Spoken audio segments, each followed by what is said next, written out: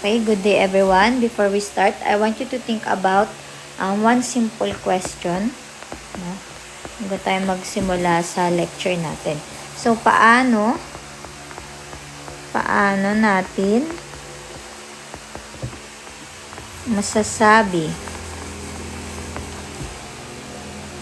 na tama o mali ang isang action?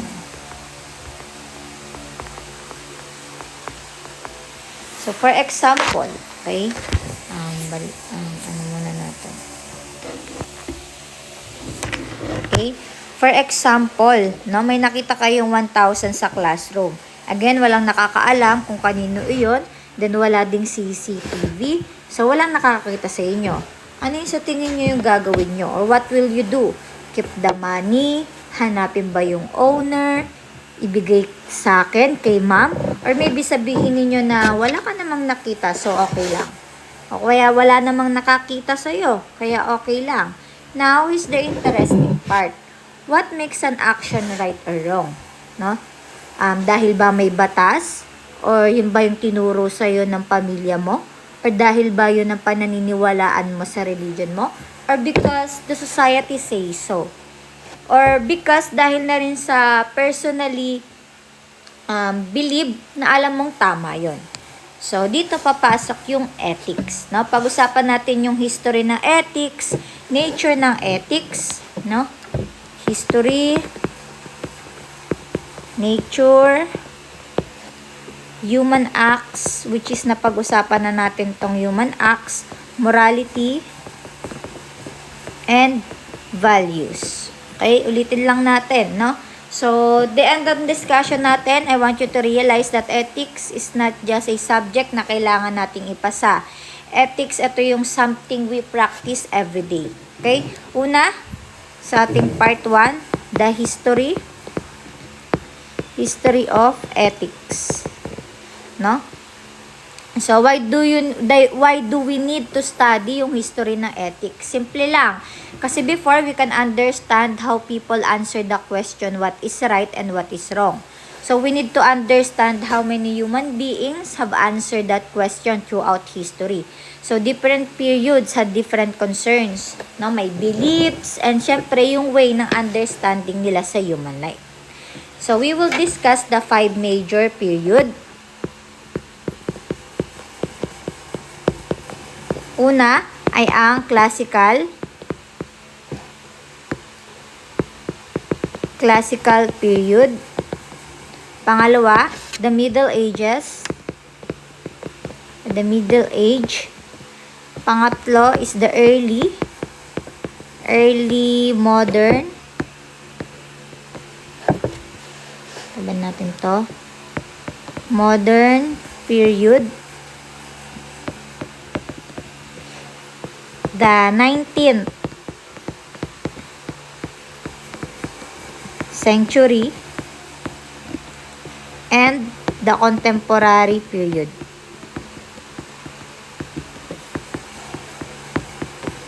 So una sa classical period, no? Kapag sinabing classical period, we were talking mainly about the ancient Greek, no? Ancient Greek and Roman philosophical tradition.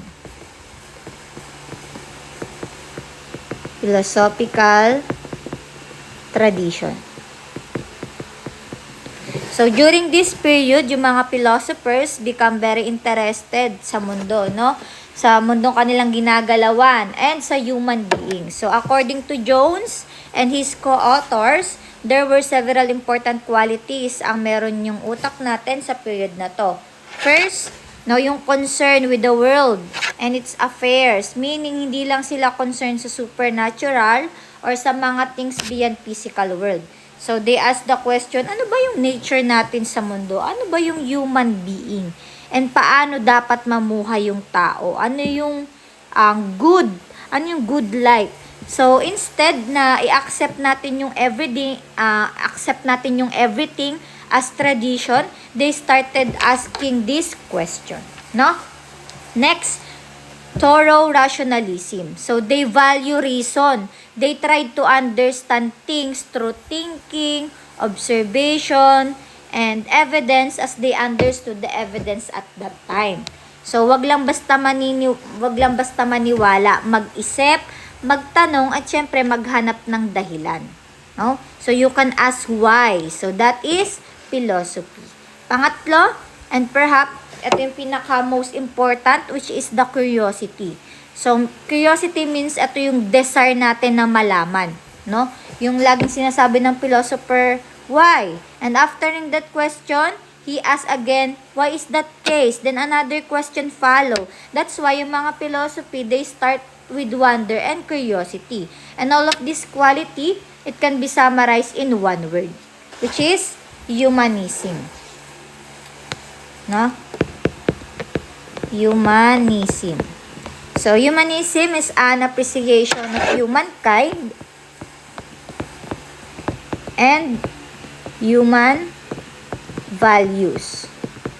So, it focuses the attention of human beings, human dignity, human reason, and human potential. So, if you ask me, what is one important characteristic of classical philosophy, syempre, I would say yung curiosity. Kasi curiosity about the world and human life ay may mga guided or may mga reason. Okay? Next is the Middle Age. The Middle Ages. No, this period is interesting because yung philosophers during this time were influenced heavily by religion.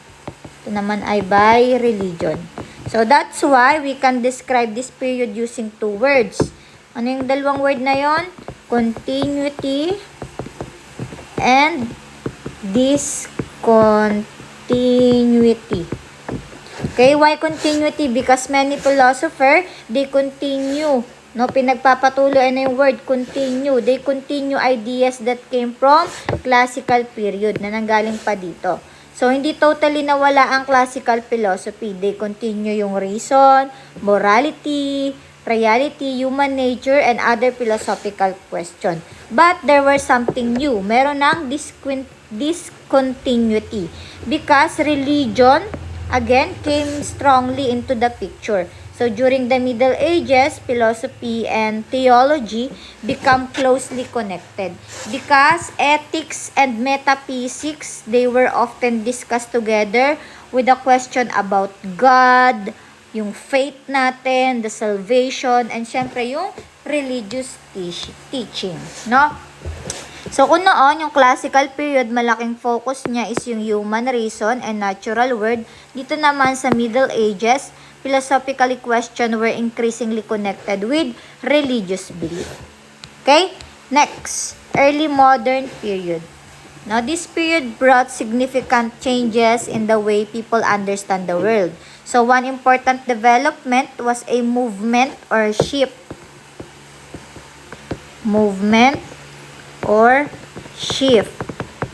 Okay? So, from supernatural toward the natural, temporal, and secular. So, people, they increasingly became interested in understanding yung natural world through observation and reason. But, remember, hindi ibig sabihin na suddenly nawala yung religion. Many philosophers were still influenced pa din by the religious belief. So, there was an attempt to balance yung supernatural and yung temporal. So, dito nag-start yung the rise of modern science. Now, another important development was the rise of modern science, particularly sa physics. No? People, they began sa physics. So, yung tao, nagsimula sila sa systematic observation, experimentation, mathematics, and reason para ma-understand yung nature. And yes, opo, nakaka-apekto to sa philosophy. Why? Because if science can help us understand the physical world, philosophers also began asking, can reason and scientific thinking help us understand human behavior and morality? Eventually, these changes contributed to major social and economic transformation. So, toward the end of this period, no, We also see the effects of the industrial and social revolution. So, and when a society changes, syempre the ethical question also changes. Next is the 19th century, no? This is a several major tendency characterize this period. First is the utilitarianism, no? So it is associated with the idea of the greatest good for the greatest number. So imagine yung situation, no? You are government official.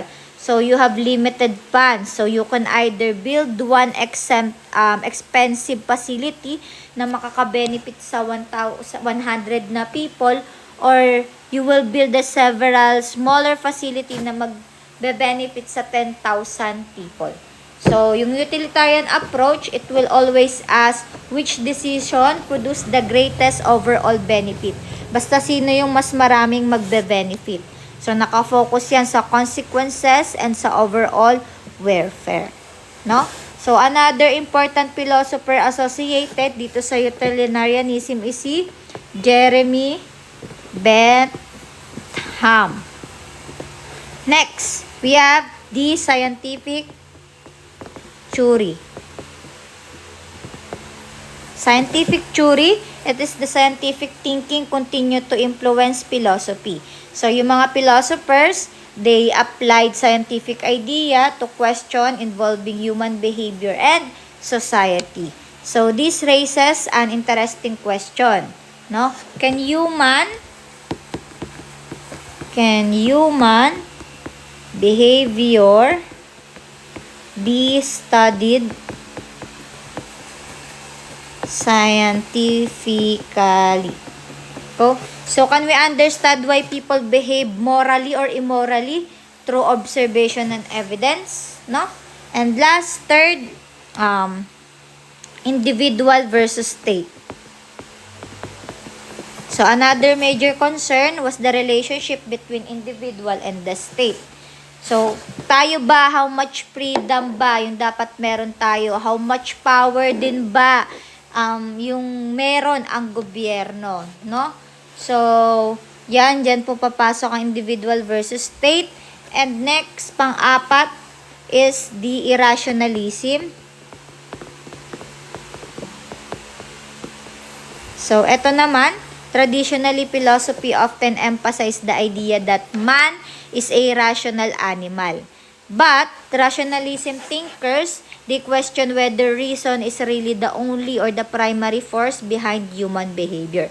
So, maybe emotion, yung instinct, yung desire, and yung unconscious motivation natin also nakaka-influence. So, always think about your own choice, no? So, your intellect may tell you one thing, but your emotions or yung desire mo, ito ay ipupush ka into another direction. And last, the contemporary period, no? This is one important characteristic of contemporary philosophy because is it diversity. So, there is no single dominant trend, no? There are philosophers who support scientific approach and meron naman mga philosophers who criticize them, no? There is also a logical positivism and laging may return pagdating sa mga interest in ideas about sa human sinfulness. So, there's is also existentialism which also has a different thinker and approach. So, yung pinaka-importanting point dito, yung contemporary ethical, it thought is diverse. So, people continue lagi yung pagde-debate sa ano yung totoo, ano ba yung kalayaan, no? Yan. Okay, that conclude our part 1, the history of ethics. Next, part 2, what is ethics?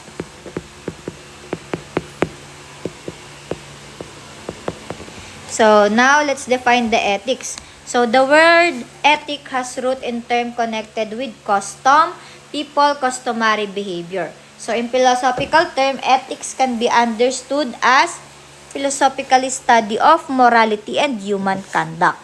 So, Yan yung laging nagtatanong ng what is right, what is wrong, what is good, what is bad, no? What should I do sa mga particular situation. So, the nature and the concept of ethics, there are several important things we need to remember about ethics. So, the nature and concept of ethics, no? So, una is the ethic is a division of philosophy. So, ethic is generally considered part of normative philosophy. So, bakit normative ang ethics, no? So, because it deals with the standard or norms. Kasi laging tinatanong dyan, what should we do? Should I tell the truth? Tutulungan ko ba siya? Ire-report ko ba na nag-cheat siya? Ikikip ko ba yung promise namin? So, these are the normative question. Next is ethics is practical science. So, ethics is not merely about memorizing theories. It is practical. Bakit? Because ethics is ultimately connected to action. So, you can know everything about honesty. But if you cheat, example, if you cheat during an examination, there is a disconnect between your knowledge and your behavior. Next, ethics focuses on human acts. So, this is very important, no? Ethics focuses on human acts. But what exactly is human act? Napag-usapan na natin yan. A human act is an action performed with knowledge, freedom, and voluntariness. So, in simple word, alam mo yung ginagawa mo, gusto mong gawin, at malaya mong pinili na gawin ito. Okay? So, human act versus act of man. Hapyawan na natin to, pero na-discuss na natin to. So, now, don't confuse sa human act and act of man, ha? Basta human act, an action done knowingly, deliberately, and freely. Pag act of man, an action that happens without the full use of free choice, deliberately, or control. Yung mga heartbeat, yan, that's the human act. No? Yung mga blinking, yan, act of man. No? So, pero pag yung nagde-decide na, that is the human acts. Next, we have the ethics is the science of the morality of human acts. So, ethics doesn't stop asking, did the person act or was the action right or wrong? Yung ethics kasi mga anak, it studies the morality and rightness and wrongness of human acts. So, next, let's move forward sa part 3, sa division of ethics. So, we have the general ethics and special ethics. Pag sinabing general ethics, no? It gives us a general principle of morality. And pag special naman, so it apply this general principle sa particular areas of human activity. And since our course deals with professional conduct and ethical standard, this is especially important for us because eventually, yung professional decision nyo, it will have ethical consequences. So we have the 4 areas of ethics. No? One is the meta ethics. No? It will ask about the meaning and the nature of moral concept. Next, we have the descriptive ethics. Now, it describe how people actually think and behave morally. So, it can involve yung psychology, sociology, anthropology, and other fields. Next, the normative. So, this asks, what should we do? So, it studies the principle and standard for moral action. Next is applied ethics. So, this applies ethical principles to actual situation. No? So, ayan. ang ating part 3. And next, part 4, the human acts. Na-discuss na rin natin to, pahapyawan na natin. So, pag sinabing human acts, it is again an act that proceeds from deliberate and free human will. So, this is the 3 important elements. Una, yung knowledge. No, you must know what you are doing. So, knowledge is matter. Next, voluntariness. So, you intentionally perform the action and you don't simply do it accidentally. So, that is volunteer. Next, freedom. So, you have the capacity to choose. You are not completely forced pagdating sa action mo. So, knowledge plus voluntariness plus freedom is equal to human acts. Okay? So, huwag kalimutan yan. Next, let's classify the human acts. Ano yung mga classification? Classification of human acts. Okay, so human acts may be classified in a relation to the will. Una is the elicited acts. So, this begin and are completed in the will itself. No? Example, yung wish natin, yung intention natin, yung election. No? So, yan. Kasali po yan dyan. Next is, so, pag sinabi dyang intention, ang purposive tendency nito towards something, kung ano yung pininiwalaan mo, ay makukuha mo. Okay? Again, when we say intention, a purposive tendency towards something you believe you can achieve. And consent, sinabing consent naman, accepting the means necessary to achieve your intention.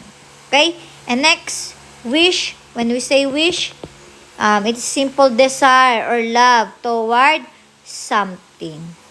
Okay? So, next, we have the commanded acts. No? Commanded acts.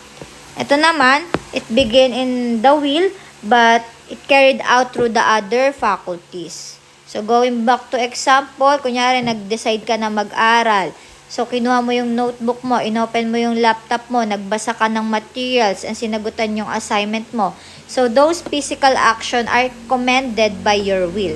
So, yung elicited act, it always equal to decision or act of the will itself.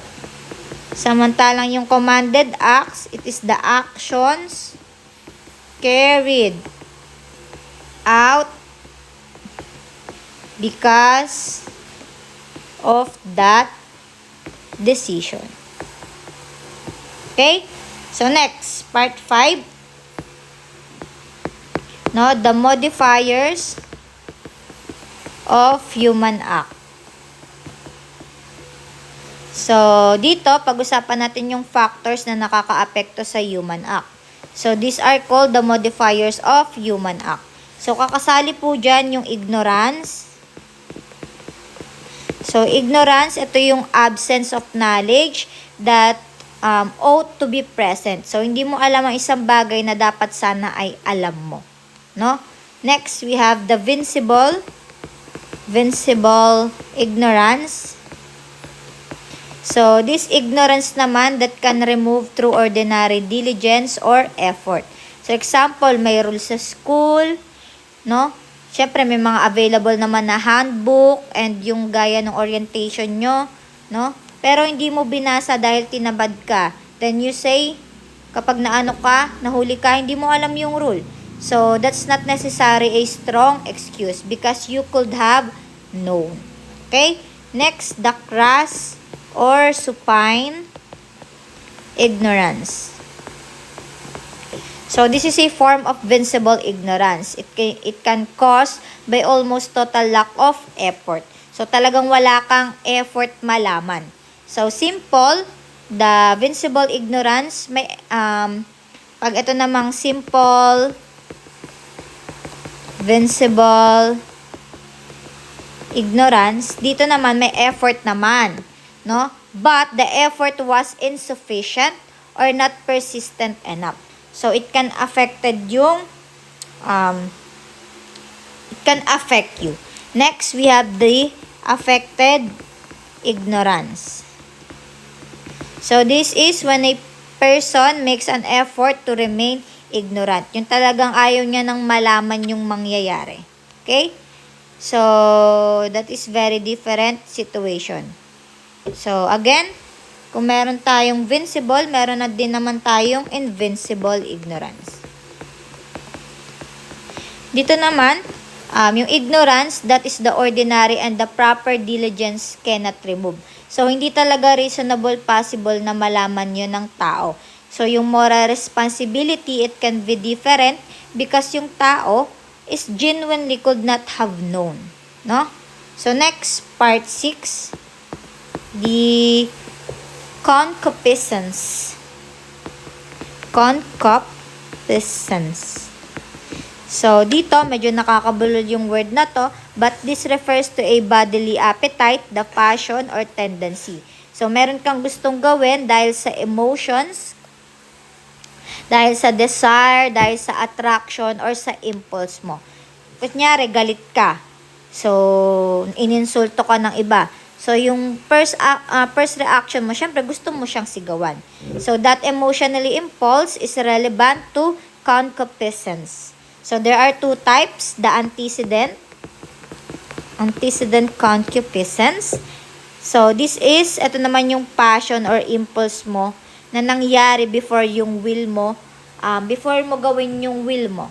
No? Kunyari, bigla kang nagalit.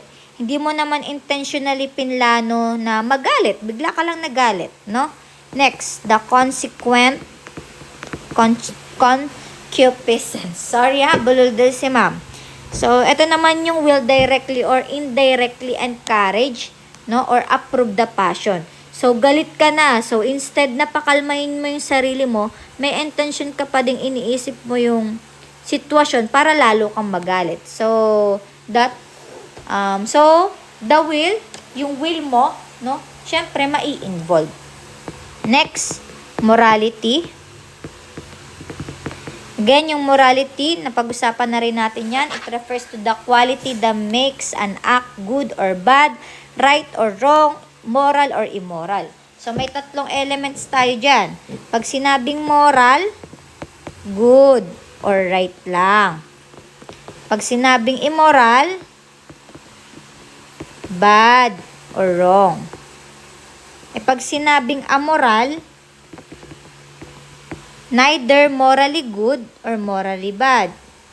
Morally good nor morally bad. Okay? So, example, yung heartbeat nyo, it's generally not your moral decision. But, it's not something you deliberately choosing as moral action. Pero, syempre, dagdag natin na example, yung deciding to deceive someone, yung panloloko, no? So, that can have moral significance. Next, pag-usapan natin yung basis of morality.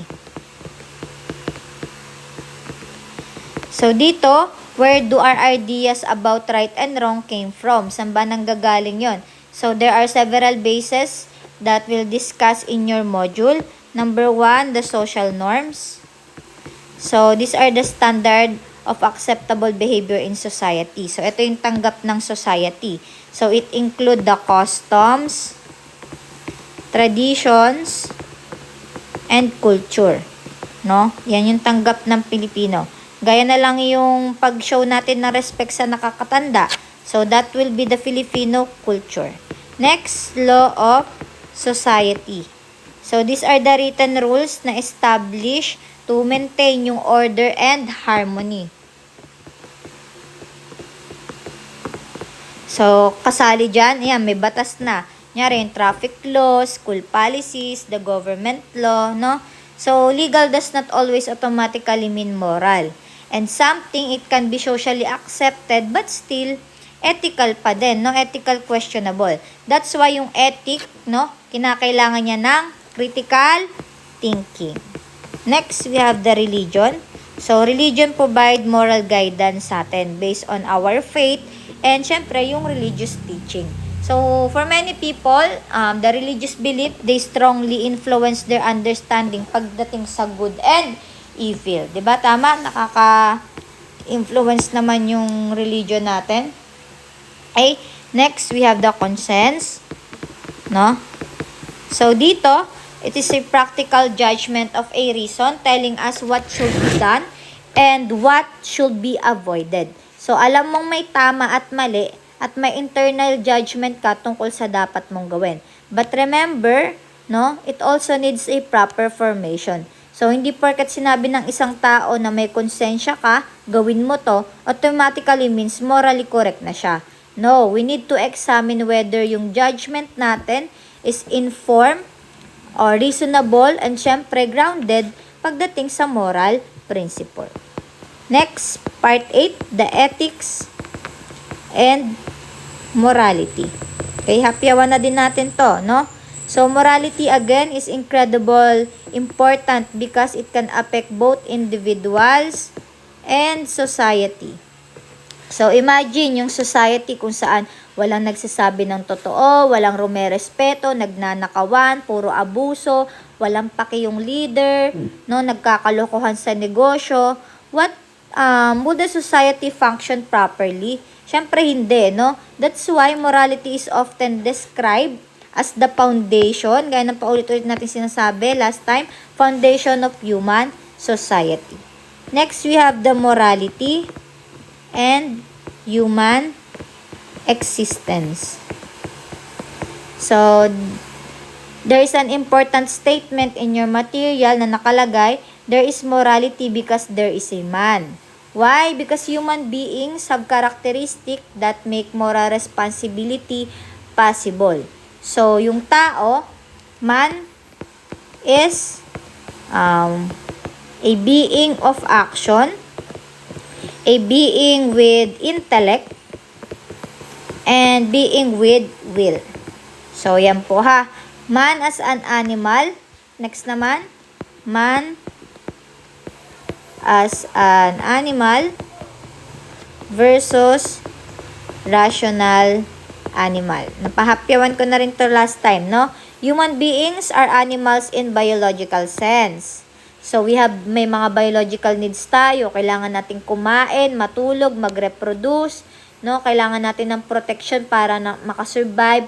But, yung human beings are also rational animals. So, we have then intellect. No, nakakaintindi tayo, nakakapag-rason tayo, may will tayo, kaya nating pumili, no? So, for example, gutom tayo, sinabi ng katawan natin, o sinabi mo na kumain ka, but your intellect can say, wait, kailangan ko munang tapusin to. So, your will always you to choose. Again, your will allows you, inaalaw ka ng will mo, no, ng kalayaan mo na mamili. So, that is the capacity for rational choice, no, because it is the central to morality. Next, will tayo ng will. Pag-usapan natin yung intellect and will. So, think of this way. Pag si intellect, sinabi niya na ano to, what is this? Ano yung option? Ano yung consequences pag ginawa ko to? Tama ba to? Tas namili ka.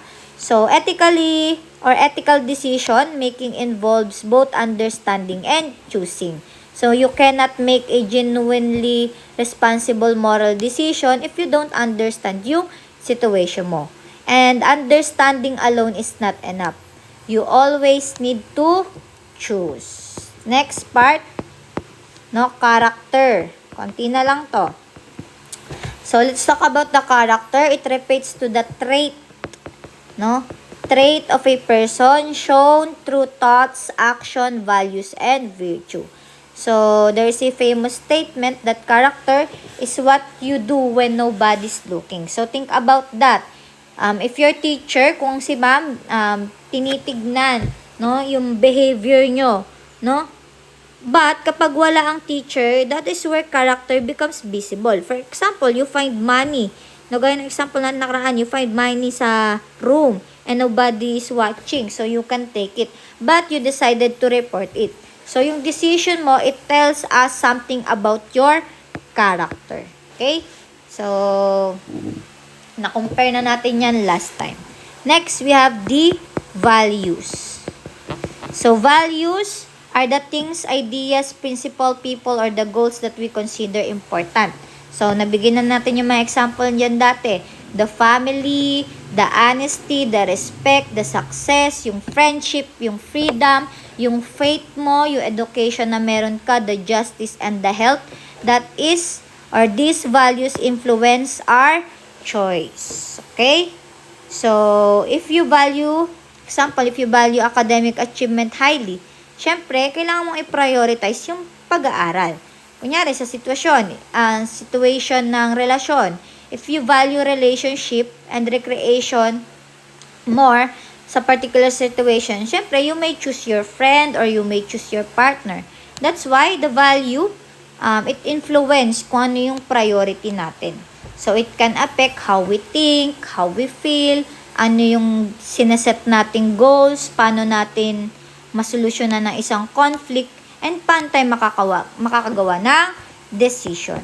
So, we have the kinds of values. So, number 1, the biological values. So, biological. So, these are the connected to survival and basic needs. Survival and basic needs. So, yung food, water, shelter, rest, safety, kasali dyan. Next, we have the psychological values. So, this involve the emotional fulfillment. So, yung love, yung friendship, yung family, yung companionship, or yung relationship ay kabilang dyan. Next, we have the intellectual values. So, this involve the intellectual development and achievement. Yung education, yung knowledge na meron ka, yung career, achievement, at pati na rin yung success. Next, the moral values. These are connected with moral and spiritual fulfillment. So, yung honesty, justice, integrity, respect, responsibility, and compassion. Okay? So, next, the properties of values. So, values have several properties. So, let's simplify them. We have the subjective, no? Sabi, values can be subjective when they depend on the person's feelings or attitude or perspective. So, sa person feelings o yung attitude niya. Next, objective. Sabi naman dito, values can also considered objective when their existence or nature does not simply depend on what an individual happens to prefer. Okay? Next, we have relative. Ito naman, yung values, it may have limitation and may differ according to circumstances sa culture and individual. And next, bipolar, napag-usapan na natin to, yung values can have the positive or negative. Gaya nung pinag-usapan natin. Good, bad, honesty, dishonesty, respect, disrespect. So, the values don't simple exist in isolation. Next, hierarchical. No? Yung values can be ranked according sa importansya na. Siyempre, kung ang binavalue mo ngayon, money, tapos pamilya, tapos health, education, and integrity. So, ayan, ang hierarchical. So, what happen if two values, kunyari yung dalawang values nag-conflict? So, suppose someone offers you a lot of money to do something dishonest. Now, you have a conflict between money and integrity. So, which one comes first? So, your answer reveals your hierarchy of values. So, that is the example of that. Next part is the ethics versus values. So, now we reach an important distinction na kung saan yung ethics and values are related, but they are not exactly the same, no? Pag sinabi uling values, what is important to me, and ethics, what is morally right and what is morally wrong. Okay? So, yung values, it can influence what we want. Ethics help us to determine what we ought to do. So, in simple comparison, Ang value, priorities, and ideals, and ethics. Ito naman yung moral principle and guidelines. Okay? So, next, lalagyan pa ba natin yan into scenario? Wag na, no? So, ayan lang. Again, ethics is the philosophical study of morality and human conduct. Second, ethics developed throughout history. In the classical period, we saw curiosity, rationalism, and humanism. Middle Age, philosophy became closely connected with religion and theology. And in early modern period, there was a growing emphasis on nature, secular concern, and modern science. Pagdating sa 19th century, dito naman yung idea ng utilitarianism, scientific approach, individual versus state, and irrationalism. So, sa contemporary period, we see a diversity of ethical and philosophical approach. So, we also learn that yung ethics, it focus on human acts, action, performed knowingly, voluntarily, and freely. So, we discuss din yung mga ignorance, concupiscence, fear, violence, and habit pagdating sa pagmamodify ng human act. So, na-distinguish din natin yung moral, immoral, and amoral action. So, we learn pati yung basis ng morality, including yung social norm, law, religion, and conscience, no? Pati yung character and values. Okay? So, no? Remember lang na successful professional is not simple someone who is competent, no? So, a truly successful professional is someone who is competent and morally responsible. Because, mga anak, at the end of the day, people may remember kung gaano ka ka-success sa buhay mo. But they will also remember kung paano ka naging successful. That is why that is why ethics matters. So, yun lang. Thank you everyone. I hope din na nag-lecture kayo kasi mag-check ako ng lecture. Thank you. God bless.